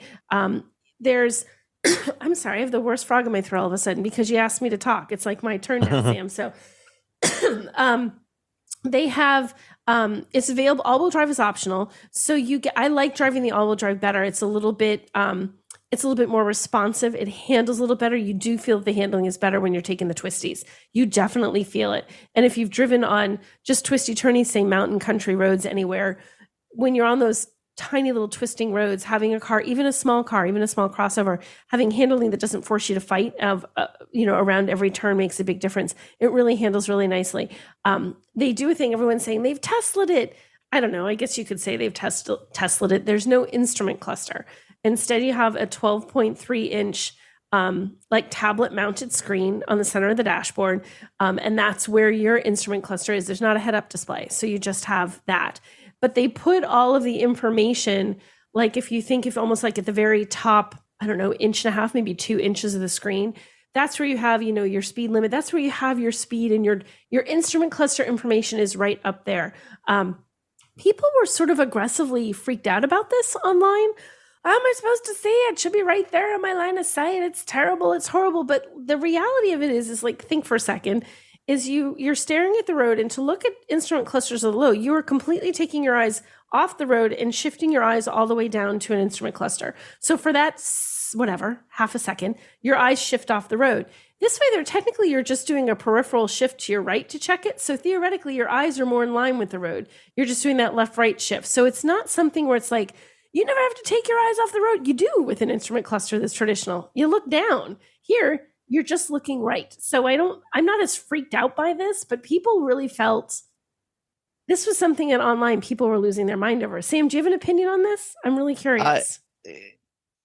I don't like having that driving information over on the side. You don't? No, I prefer to have it in front of me, even though, either way, you're taking your eyes away from the road. Right.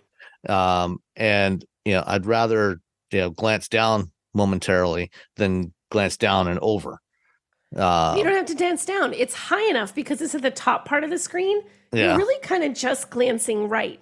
Like, okay. It's not like you're down. You're not looking like, don't think down to like the radio, Yeah. Well, I haven't sat in the EX30 yet. So, because I'll reserve judgment until so they put it, the screen is not low. The screen is a little bit higher. So when they're putting that information in the top part of that screen, you really are just doing a left-right shift, not a down and right. It's just a left-right shift. So I'll be curious when you drive it, Sam, to see what you think. For what it's worth, I mean, in the previous generations of the Toyota Prius, they also had, this narrow strip along the top center of the dash. It wasn't on a screen, but they had all the gauges in that area in the center of the dash.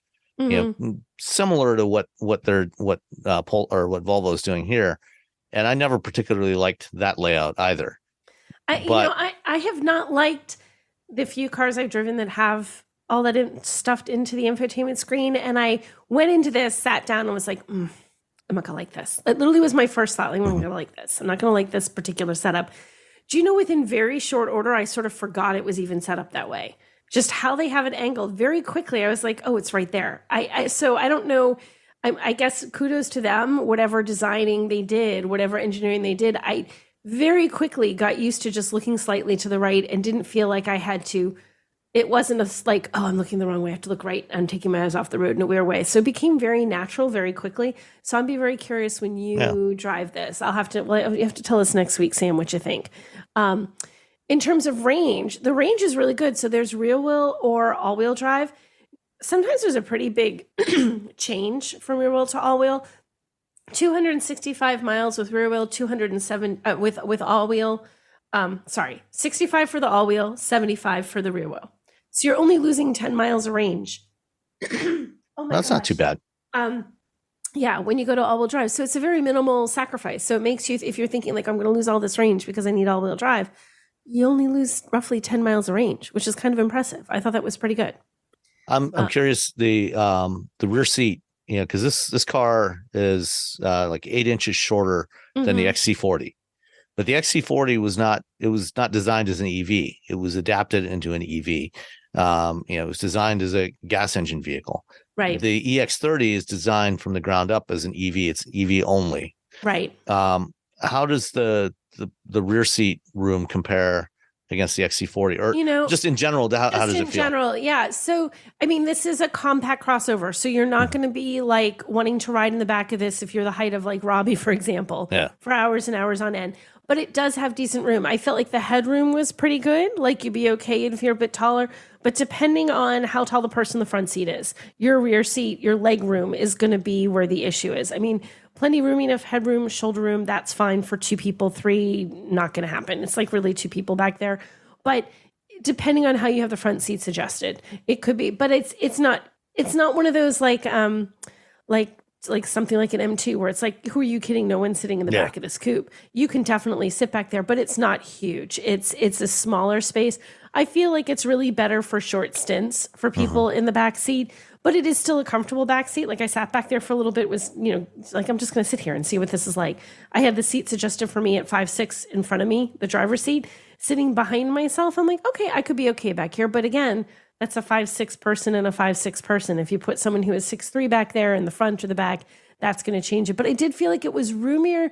It was more comfortable and roomier on the inside than I thought looking at it from the outside. At the outside, I thought this is going to be really tight. It wasn't actually as tight as I thought it would be. One of the big bits of news when they announced the EX30 was that it was going to start at around $35,000, which for a Volvo is really affordable. And so it does. It starts at just under $35,000. It goes up to about, it's like 41-ish, I think, is for the higher trims. So you're looking at 35. Now you got to figure, I just mentioned earlier in the podcast, you're probably not going to buy that base trim. You can, you're probably not buying that one. So realistically, you're probably going to be spending like $40,000 on this, depending on how you want it equipped.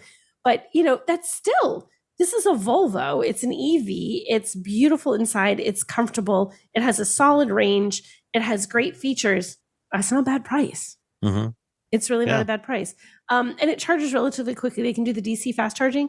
So that 10 to 80%, about 26 minutes. So not as fast as what you can, but like 26 minutes to get 10 to 80%, that's not bad. So I overall, I like this. I think that it's, you were asking about room. There's 14.1 cubic feet behind the rear seats. So it's like almost like an average trunk, like a sedan trunk size. 31.9 if you fold them down.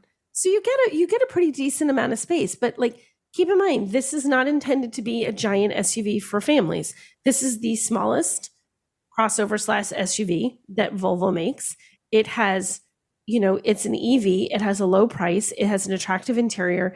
It's designed to be a more affordable choice and a smaller choice for those who don't want a great big vehicle, but still want to have something, still want to have an EV, still want to have something that's attractive, that has its own sort of, like, it's weird. I wouldn't call this luxurious. Like when you think about the other Volvos, like the what did I just drive? The V60 Cross-Country. That's a little bit more, that's a more luxurious vehicle. It's also more expensive, that feels a little more traditional. This one, it feels like what they're doing with EVs. Like I think of like the EV6, it looks a little bit different. It feels a little different. The Ioniq 5, those vehicles, they have a certain, like, this is new styling. The way cars are going, not the way cars were. Mm-hmm. And I think that's a good thing. I think you have to move forward. And if you just stay where you are, at some point you're the brand that goes, oh, that's what my grandfather drives, and to avoid that, you have to continue to change your design, change how your vehicle looks, stay current with all the technology and the features and the performance. But if it doesn't look right, suddenly that 25-year-old is like, I don't want to buy that. That's an old person's car. You have to still make it look and feel like a modern contemporary thing. And I think that's exactly what the EX30 does. Okay. Well, I'm looking forward to checking it out later this week. And, size-wise, I'm just looking at some dimensions. It's about 8 inches shorter than the XC40, but it's 4 inches longer than a Chevy Bolt and 3 inches shorter than the Bolt EUV. So it kind of slots in between there. So probably kind of similar overall interior volume with the Bolt, which, for a small car, the Bolt is surprisingly roomy. Right. So we'll talk more about it next week. Yeah, I'd be interested to see what you think. And I'm really curious to think what you think about that, having to shift to the right for the infotainment screen there. Okay. Or for the instrument cluster. All right. Let's see. I think the last thing we have for this week is don't bedazzle your steering wheel. I saw this and I'm like, what now? And I saw this on the show notes. Yeah, I guess, some people out there have decided, they don't just want to see the plain old logo of their the brand of vehicle they bought in the middle of their steering wheel. And so they're decorating them with assorted stuff. But something to consider before you do this. And, the National Highway Traffic Safety Administration has put out a warning, recommending that you don't add anything to your steering wheel. Because, steering wheels for the last 30 plus years, sounds about right. They also contain an explosive device called an airbag. Mm-hmm. And one thing you don't want if that igniter decides to go off is you don't want little bits of sparkly stuff shooting in your face if something happens and your airbag has to deploy. It's ridiculous to me. Like, I get that, when you have the nice little fuzzy steering wheel cover, because you want a fuzzy steering wheel cover just for the wheel part. But when you're putting things in that center part where the airbag, like, guys, there's an airbag. Like, the whole recall was because shrapnel was shooting at people's faces. Yeah, the Takata airbag recall. Right, the Takata airbag recall. Now you're putting shrapnel into it. If you're decorating that, don't do that. Don't do that. It's right up there with me with don't put your feet on the dashboard when you're on the passenger side of a vehicle. Yes. Don't do that either. That also has an airbag. Think about what's going to happen when that airbag goes off if your feet are on that dashboard. So no bedazzling your steering wheel, no feet on your dashboard. At least, according to NHTSA, at least one driver in the U.S. so far has lost the use of an eye as a result of rhinestones flying at their face when the airbag went off. Like with the force of the airbag, the rhinestone goes flying out. No. That's just don't do it. It's not worth it. Don't do this. If you want to stick it somewhere else on your dash, fine. But don't put it on the airbag where something's not exploding at your face if there's an accident. All right, we have one question this week from Greg from Arizona. It says, curious on how the liability would be handled if an autonomous car is put into a position where a quick stop is not an option and will hit something or someone due to a driver in another car failing to abide by law. Example, run a red light. Let's say there are 3 different options: hit a light post, hit the other car, or hit a pedestrian. How is it is that decided? And would the auto manufacturer driving service be liable if it chose to hit and kill the pedestrian? One could argue that if there was no passengers in the autonomous vehicle, they could be sued for killing someone instead of hitting the light post and reducing the risk of injury or death. I look forward to hearing your thoughts. So, I mean, that first scenario, if there's no one in the vehicle, then, when the vehicle is always going to try to stop first, and hit the brakes as hard as it can and try to stop. But if it has to make an evasive maneuver, it's going to evaluate whether there's anyone in the vehicle. And this is one of the things, all the robo taxis and stuff out there have cabin monitoring to know if there's anyone in the vehicle, what seating positions they're in, whether they're buckled up, and it'll take that into account or at least it should take that into account in making its decision. And so if there's no one in the vehicle, hit the light post. That's an easy one. Mm-hmm. If it's hit the other car or hit a pedestrian, again, it starts to get tougher. Hitting the other car will probably mean less likelihood of a pedestrian, of a person getting injured or killed. Mm-hmm. If someone is in the other vehicle, they're probably going to be safer than if they were standing in the road, just standing and on the sidewalk and get popped. And, we saw what happened with a Cruise car in San Francisco a few weeks ago, and now Cruise has been, their California driverless permit was suspended, and they've shut down all driverless operations nationwide in the 10 cities that they were testing in. And so, in that case, there was no option. In the scenario that they were in, a pedestrian was hit by another vehicle that was driven by a human, and that driver took off, and I don't think has been apprehended yet. Wow. But the pedestrian was struck in the intersection and thrown over the hood of the other car into the path of the Cruise vehicle. The Cruise vehicle ran over the pedestrian, further injuring them.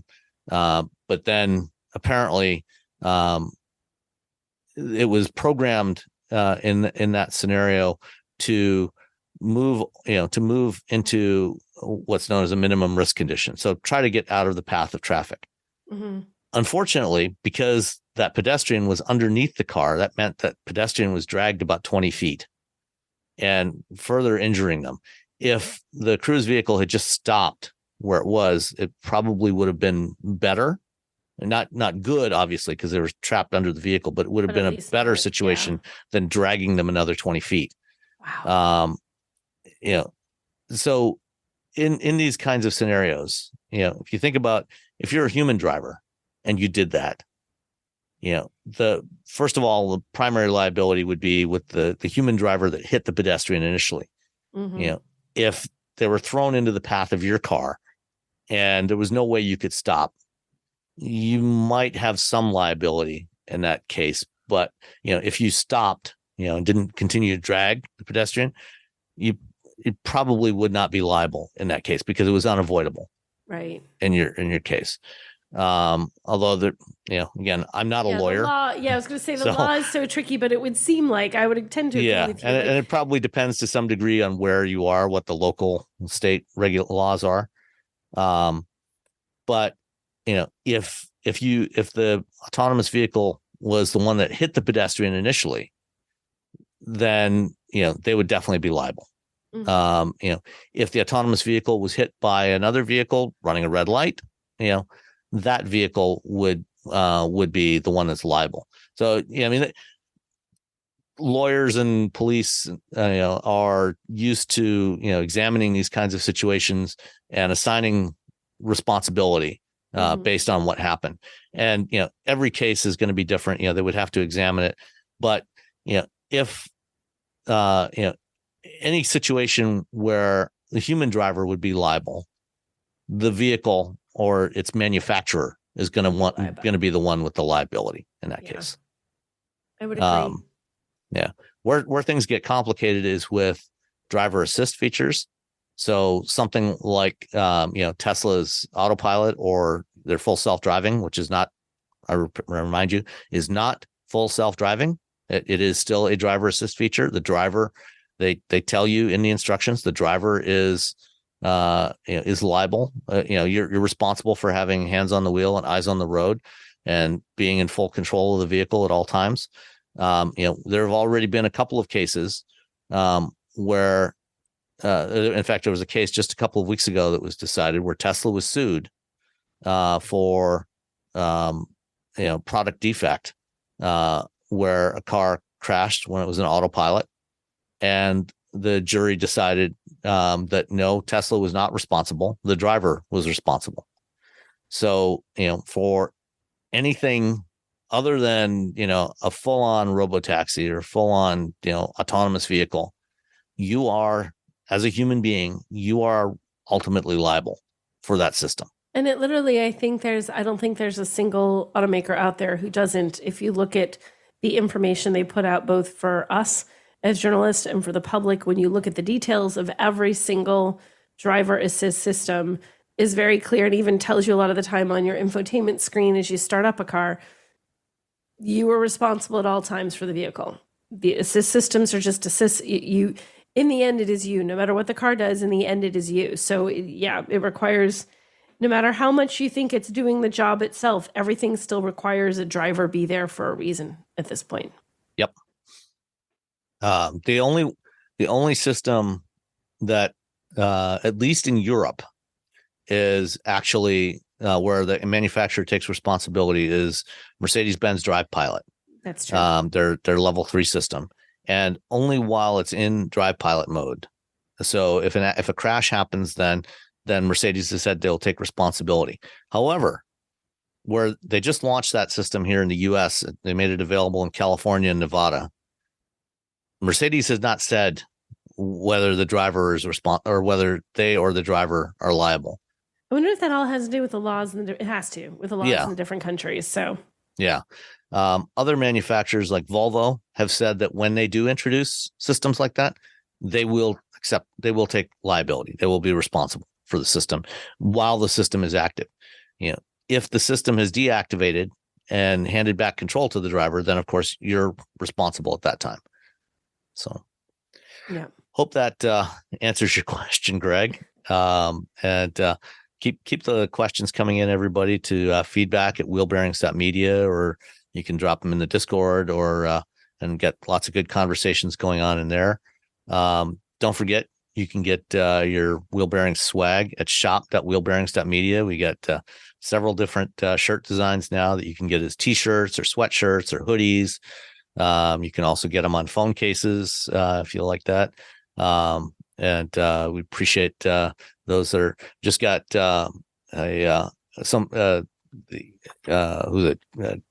Leith, I think, in Australia, who did the design, who had Dali do the design of the Roadster hauling mulch.